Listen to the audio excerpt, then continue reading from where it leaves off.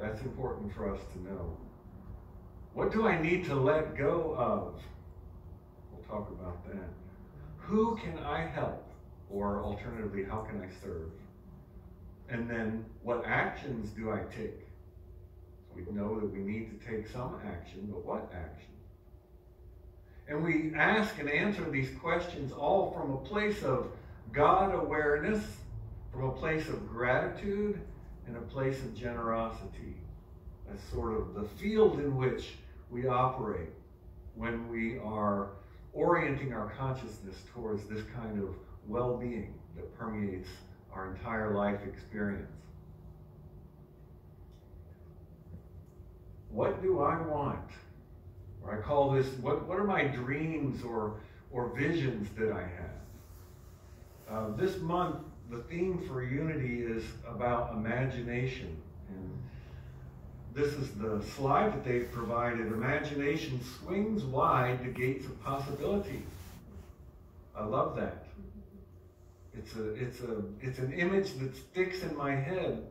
If I can swing wide the gate of possibility, open myself to things that maybe in the past I had not considered could be possible for me.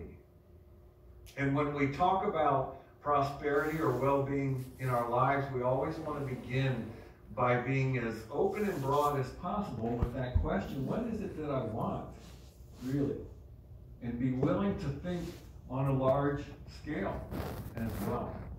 Is there something about the work I do in the world or the relationships I have in the world, something about my financial life, health, well-being, mind, body, and spirit?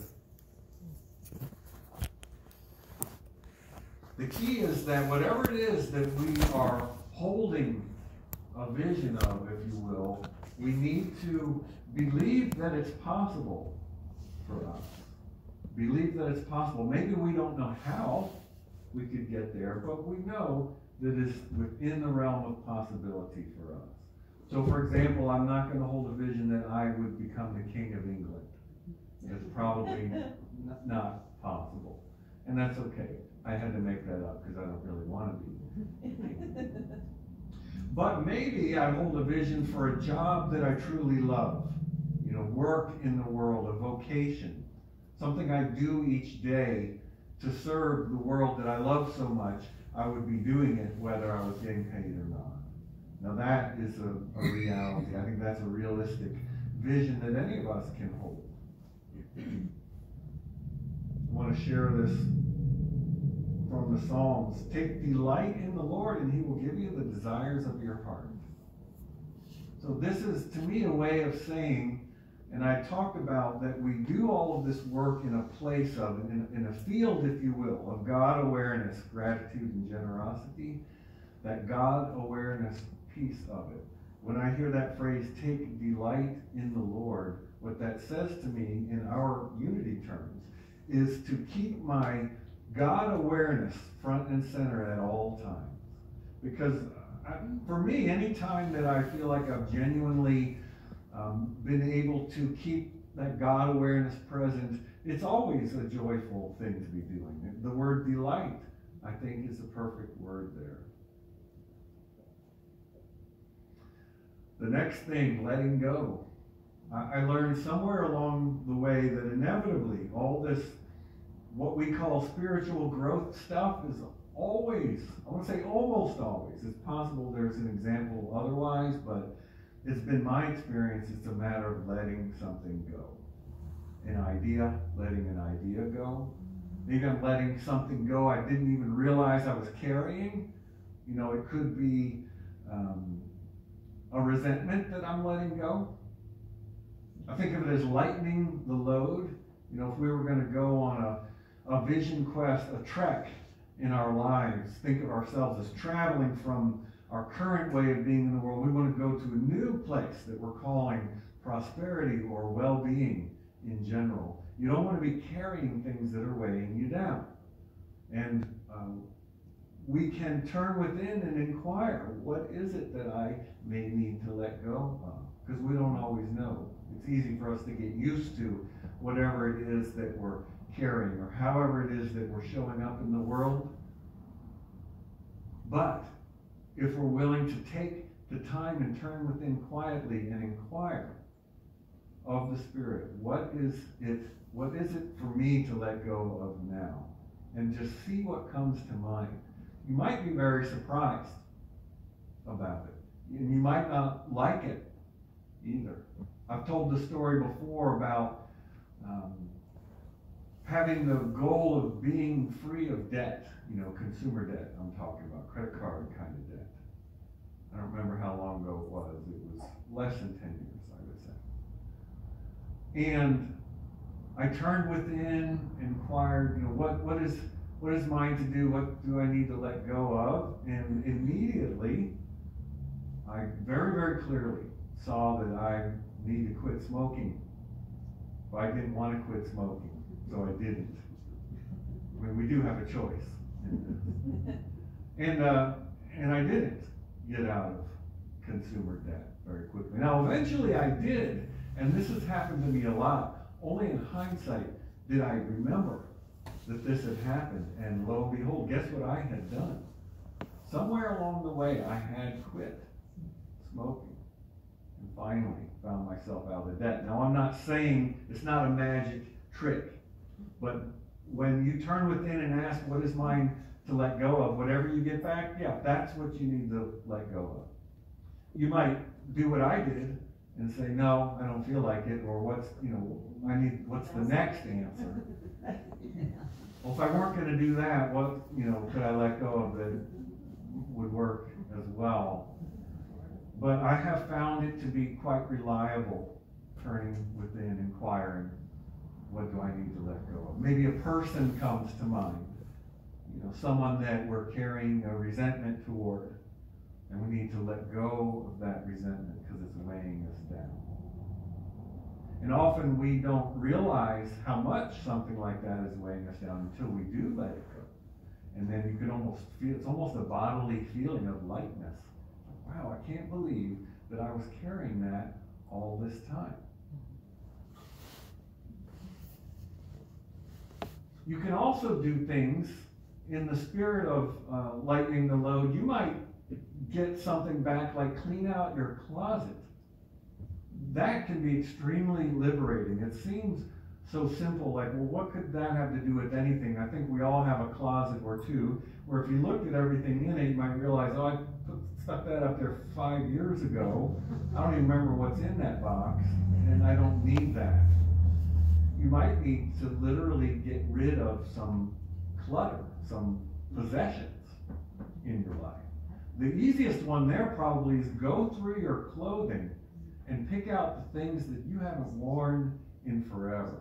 I've heard it described, you kind of hold up each thing and see, is this bringing a feeling of joy in me? And if it's not, put it in the giveaway pile. No matter who gave it to you, no matter how much you paid for it. If you're not wearing it and it's not bringing a feeling of joy to you, it is weighing you down. So that's an easy thing that we can do.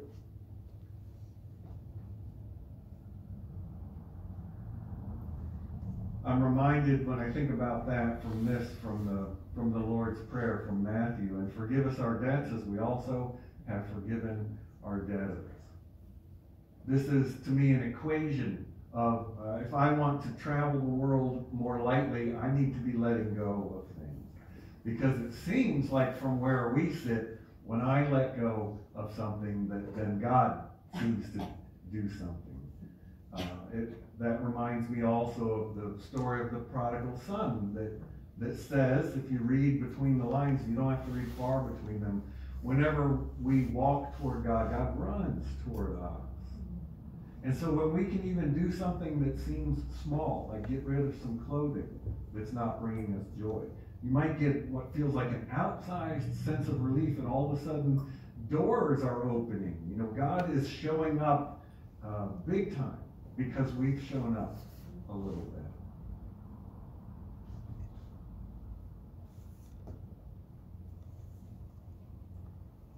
Another essential piece of this is asking the question, how can I be of service?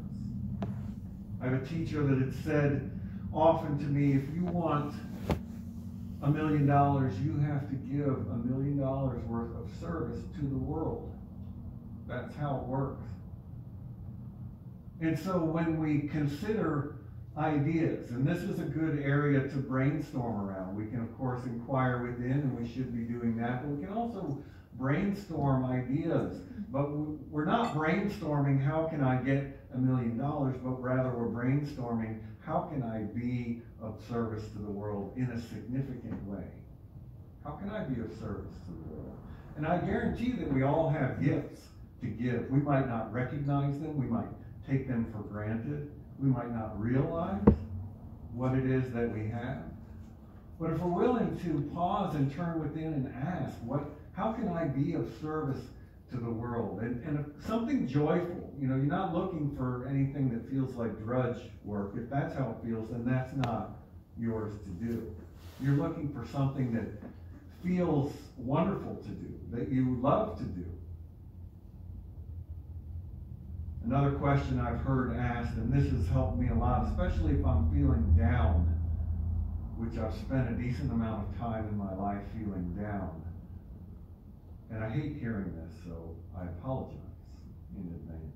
What have you done for other people lately? It's always nothing. You know, if I'm moping around, if I'm having down times, and if I'm willing to ask myself, or if someone asks me, the answer is almost always nothing. And so I'm so stuck on myself, right? So self-focused that I've lost sight of the rest of the world. One simple way, I was going to say easy, but I don't know that it's easy. One simple way to get out of that is go do something for someone else for no reason at all. Not for notoriety, not for money, not for acclaim, for no reason at all. Could be as simple as, and this is a little harder with modern technology, but in some places you can still take quarters and put them in parking meters. You know, something like that. Little acts of secret service to others. You could volunteer at a place. Most places that rely on volunteers always have openings. And whether that's, you know, putting together backpacks or serving meals or something. There's so many things that we can do in the world. You know, I'm reminded that sometimes when we're faced with a quandary or a challenge, sometimes the answer is to look in the mirror, right? We understand that. Sometimes I need to recognize that I'm the one who is in my own way. Or as that quote we heard from Meister Eckhart about what God most pressingly wants for us is to come out of ourselves and let God be God in us. Sometimes, though, I need to quit looking in the mirror, right? It's another one of those trick questions like around issues of financial prosperity. The one that always comes to mind is, should I use coupons at the grocery store? And I don't know. That depends 100% on your consciousness around that practice. Are you using coupons at the grocery store because you know that you're being a good steward of the good that you have been given, and therefore opening yourself up to more of that good? Then you should use coupons. If you're using coupons because you're afraid there's not enough, and you're convinced that if you don't, you're going to starve, don't use coupons. You see the difference there? Completely different consciousness. It's not about using coupons or not. It's about what's going on with you around that practice. So the same with the mirror is the next step for me to look at myself and what's going on such that I might get out of my way, or is the step stop constantly looking at myself. Look out in the world and ask, how can I be of service? Depending on what's going on, it could be one or the other. And I could never tell you that. You know what to do though, right? We turn within to get guidance about that and all things, really.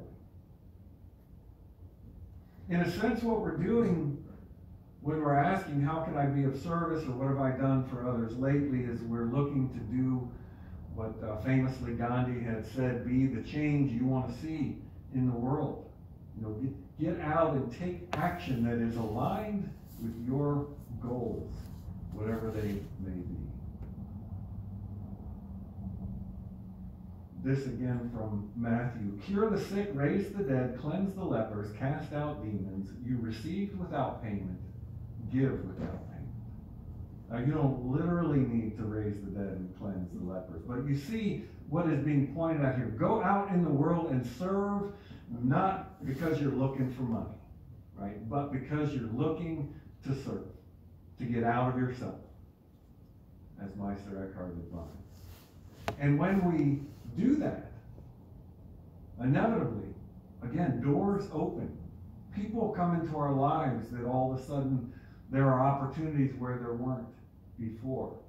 We might have felt closed in before, but if we're willing to ask, what can I do for others, and then get out in the world and do something without a selfish reason, like I'm going to do this only because they're going to give me money or acclaim or whatever it might be, then opportunities always come up. Where there was no door, all of a sudden there's a door. But you can't sit on the couch at home and think your way to that place. You have to get up and do something. You have to shift your consciousness by taking action. And then we're always also asking, what is the next right thing to do? So in a way, this could even precede the previous one. We turn within and ask, how can I be of service, is a way of asking, what is the next right thing for me to do? Now, when I say this, I'm thinking more of if I have a specific goal, like maybe I want to travel to a place I've never been. By the way, you don't need any reason at all to do that. No reason at all. You don't have to explain to your mother why you're going to go to Santa Fe. And I'm going to go to Santa Fe for no reason at all next month. And it's going to be fun, and I don't know what I'm going to do. Heather has been out there a couple times and just really likes it. And I realized I've never really been to the Southwest. I understand it's like an otherworldly place to be. Never really been there. I think I was in Scottsdale for a weekend once, but it was in the city, which, if you looked out, it looked different, but it's not the same experience quite. So you don't need a reason to do something like, I'm going to go visit this place I've never been before. You do it just because you want to. And then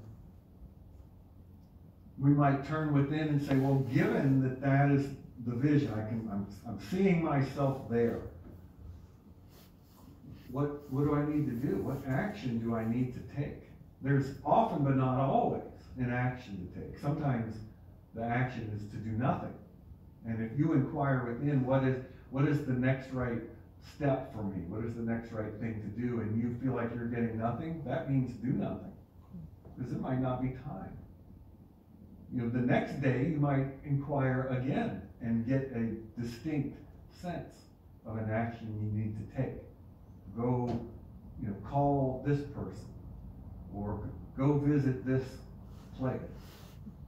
Or, might be something very sensible and practical that you can see the connection. Like, well, how are you going to get there? Well, I would like to fly there. How much does it cost to fly there? I don't know. Well, why don't you just look? Like, which airport do you want to fly out of? More so than what it costs. What exactly is that trip going to look like? So go look at the details and see. It might be something like that. But it might also be, call your Aunt Tilly. It's like, what does Aunt Tilly have anything to do with any of this? Well, call and find out. You won't know if you don't do it. The criteria is not, and it must make sense to you. I didn't say that. So turn within, discern what's the next right thing for you to do, and then do it, whether it makes sense to you or not. I've heard this described as you cannot steer a car that's not moving. Sometimes you need to get moving, and then because you're moving, you will be able to know, well, what's next? So I need to turn this way or turn that way. But if you're not moving, sort of sitting in the driveway wondering how am I going to get downtown, you might just want to start going, because you have a better chance of getting there if you're actually moving than if you're not. And again, that's something that we have to discern, because action is not always the answer, right? Sometimes it's sit still, be still and know. Sometimes that's what we need to do. And of course, the way we can tell is it time for action? Is it time to be still? Is to turn within and inquire. I cannot tell you that. Only God in you can tell you that. And fortunately, you have ready access to that, that source of wisdom and guidance. That reminds me of this, and we've shared this before from Proverbs. Trust in the Lord with all your heart, and do not rely on your own insight. In all your ways acknowledge him, and he will make straight your paths. Can you see how this is pointing at what we talk about in unity, about turning within for the guidance from that God presence that is in you? Trust that is the right thing to do. Do it in faith. And don't rely on your own insight. I take that to mean don't let your thinking mind be the only approach that you have to a situation or a goal or whatever it may be.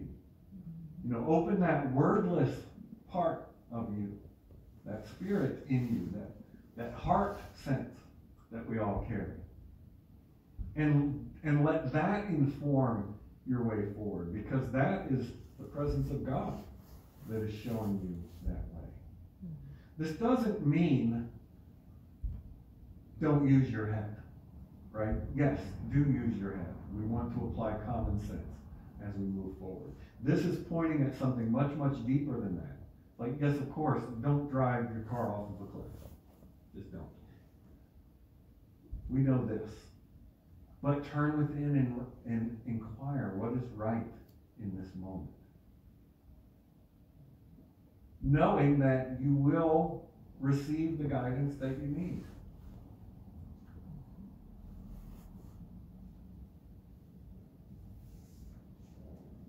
And again, we're doing all of these things. You know, these are some very general but practical steps that you can take.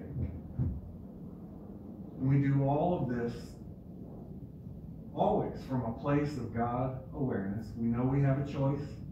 You know, at any moment, just like in our meditation practice, we get to see how we can choose to focus on our breath, and then seemingly all of a sudden, without realizing it, we're not.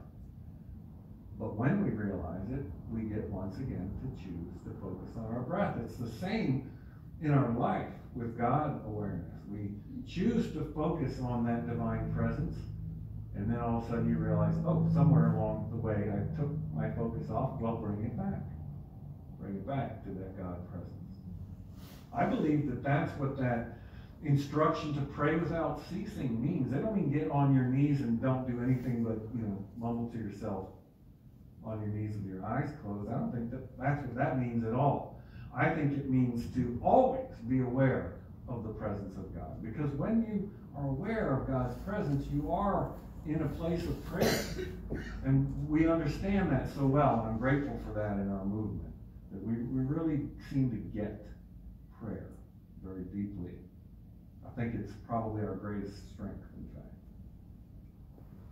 So we practice God awareness, and I've mentioned recently, I've come to think of it as when we drive, we are aware of the road and the cars around us. Otherwise, we drive off the road and hit the other cars, which we don't do usually. And we want to be as aware of God's presence as we are of the road and the other cars when we're driving. We're aware of it, we won't even realize we're aware of it. That's how aware of it we want to be. We do all of these things in and from a place of gratitude, always. Gratitude, extraordinarily powerful place to be. And that is one of the easier things to choose, I have found.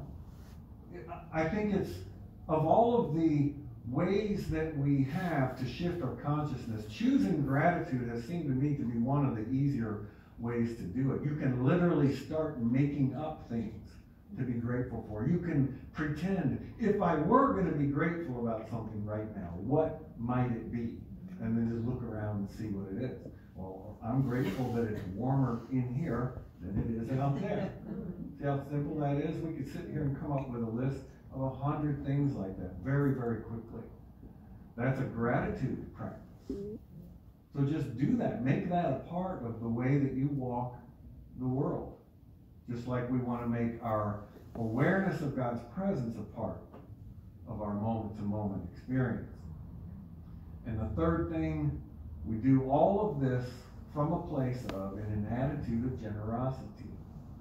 Because if my primary feeling in the world is that I've got to go get as much and hang on to it as I can, so that's kind of a scarcity mindset, I may succeed in getting a hold of some resources, some money, or whatever, but I am never going to have what I call well-being in the world, because I'm living being fearful that I'm not going to get what I want, or that I'm going to lose what I have, or that there's not enough, or that idea that says, well, if I have something, that means someone else has to go without it. It's a very limiting way to look at life in the world. So we always want to be living from a place of generosity, an attitude of generosity.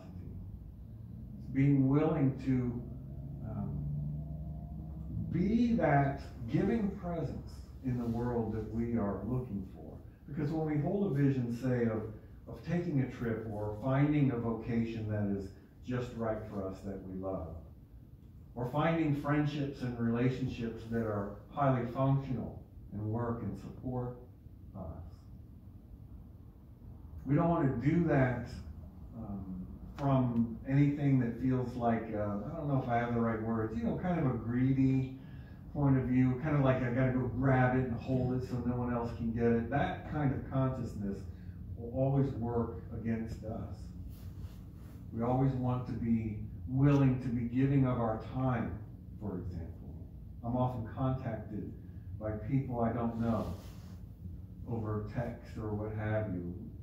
Maybe because of the radio show that I do, some because of the church, and always willing to respond and just take the time, to engage with someone.